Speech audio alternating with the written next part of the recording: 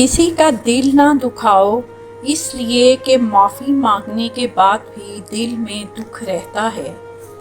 لوگوں کے ساتھ ان کے کردار کے مطابق رویہ اختیار نہ کریں، بلکہ اپنی تربیت کے مطابق رویہ اختیار کریں۔ کچھ تکلیفیں ہمارا امتحان لینے نہیں، بلکہ اپنے ساتھ جڑے لوگوں کی پہچان کروانے آتی ہیں۔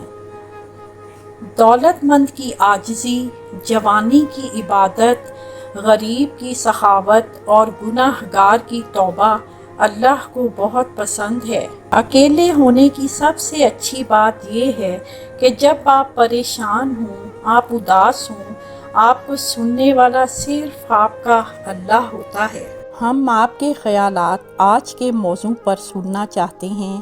آپ اس تعلیم کو اپنی زندگی میں کیسے شامل کرتے ہیں؟ اپنے خیالات نیچے دیے گئے کومنٹس میں شیئر کریں۔ اس ویڈیو کو لائک کرنا، ہمارے چینل کو سبسکرائب کرنا اور بیل آئیکن کو دبانا نہ بھولیں تاکہ آپ ہماری نئی آنے والی ویڈیوز سے باخبر رہ سکیں۔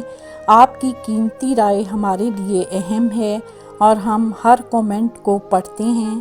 اس ویڈیو کو دیکھنے کا شکریہ۔